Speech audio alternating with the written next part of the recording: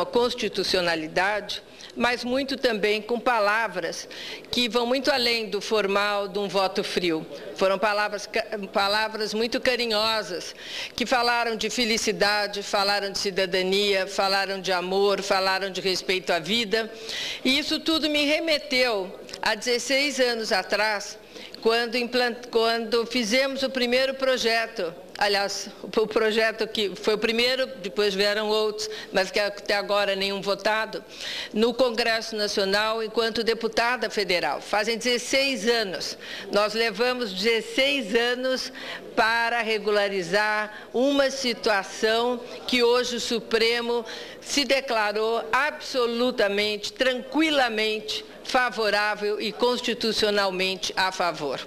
E eu me lembrei de uma das sessões, quando se discutia na comissão e a questão, e audiências públicas foram muitas, mas um depoimento me veio à mente, um depoimento do hoje presidente nacional da ABGLT, Tony Reis, que fez um depoimento muito corajoso. Era um momento, 16 anos atrás, que poucos assumiam a sua homossexualidade, poucos tinham coragem de discutir a sua homossexualidade, e Tony Reis se fez presente e declarou de forma foi muito duro e sofrido o seu depoimento, quando explicou que, quando criança, ele não sabia o que era aquilo, mas ele percebia que ele era diferente. E, sendo de uma cidade do interior do Brasil, contou à sua mãe, com uma família muito grande de irmãos, o que estava acontecendo. E a sua mãe foram falar na igreja que frequentavam. E aí foi indicação, né, da igreja para que fizessem uma novena às sextas-feiras durante um ano. A novena foi feita para que ele mudasse e ele não mudou. A mãe, tão preocupada, e a família toda participando da questão, partiram para outras religiões. Foram para os evangélicos, depois foram para a afro-brasileira, foram para tudo. E ele contando detalhes, que eu não lembro todos os detalhes, eu lembro da contundência que foi aquele depoimento. E os anos se passando, e ele achando que era um doente. Até que, numa das conversas, um vizinho disse que se tomasse colostro de égua, ele sararia definitivamente daquela doença. E lá foi. E ele lembrou o gosto que tinha aquilo. E, claro, que nada aconteceu. Passados muitos anos, ele foi, já aí, final da adolescência, para a cidade. Na cidade, ele percebeu que aquilo talvez não fosse doença, como sua família sempre achou. E foi, com o tempo, foi morar em Londres. E lá percebeu que aquilo não era doença, aquilo era um comportamento diferente, que ele conhecia aquele comportamento desde que tinha mais tenra idade, 4, 5, 6 anos, 7, 8 anos. E lá ele conheceu um parceiro, Harry, que veio com ele para o Brasil, e eu lembro naquele momento como foi difícil a tentativa para o parceiro ficar no Brasil, porque não havia nenhuma possibilidade de união. Foi até cogitado do parceiro casar com a mãe, que era viúva do próprio Tony, depois se conseguiu de outra forma um emprego, uma outra solução. Mas passaram 16 anos e eu vi ontem, com muita alegria, na Folha de São Paulo, estampada uma foto que os dois foram os primeiros a registrarem a sua união estável num cartório. Agora, quem não vive a situação, olha aquilo e acha bom, registraram, tal, tão felizes. Mas quem acompanhou 16 anos de uma luta e viu o que essas pessoas passaram, aqui eu quero render um tributo a todos esses militantes, mas especialmente ao Tony Reis, porque precisou muito coragem naquele momento. Nós tínhamos um deputado, Severino Cavalcante, que fez perguntas absolutamente grosseiras, indelicadas, constrangedoras, e ali foi muito difícil passar, que eu diria que foi uma verdadeira tortura naquela Câmara. E ele se expôs. Não só se expôs, mas cada vez mais se engajou no movimento. E foram milhares dessas pessoas, militantes, que foram atrás, que conversaram, que tentaram explicar às suas famílias, aos juízes, aos magistrados, que fizeram a parada gay, que hoje em São Paulo tem 2 milhões de seguidores e hoje tem parada gay em todos os estados brasileiros, que é uma forma de se colocar a questão que até pouco tempo foi ignorada. Mas os votos dos ministros do Supremo, a semana que passou, realmente foram uma lição, não só de cidadania, mas de humanidade. Eu quero, se der tempo, vou ler de todos. Se não der, diz que eu tenho primeiro. Do ministro Aires Brito, vou ler um pedacinho de cada um. Reconheceu a relação entre pessoas do mesmo sexo como entidade familiar e foi o primeiro voto favorável. Pelo voto do ministro, os casais homossexuais teriam direito a se casar, poderiam adotar filhos e registrá-los em seus nomes, deixar herança para o companheiro e incluí-lo como dependente nas declarações de imposto de renda e no plano de saúde. Dentre as razões para a decisão, Brito lembrou que a Constituição veda o preconceito em razão do sexo das pessoas.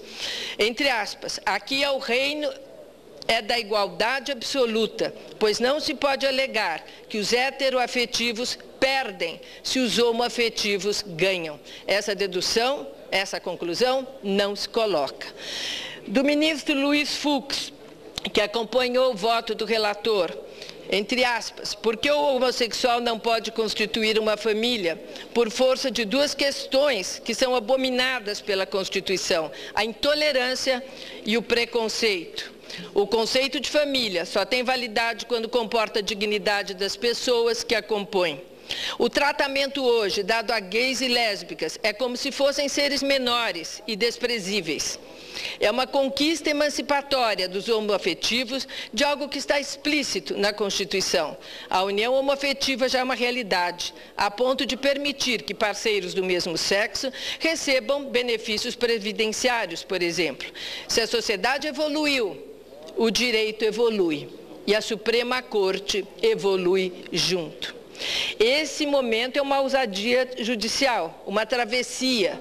É hora da travessia. Se não ousarmos fazê-la, ficaremos para a eternidade à margem de nós mesmos. Isso é mais do que um projeto de vida, é um projeto de felicidade. Acompanho integralmente o voto do relator. Ministra Carmen Lúcia foi a terceira a votar. Para ela, a Constituição abomina qualquer tipo de preconceito. A discriminação é repudiada no sistema constitucional vigente.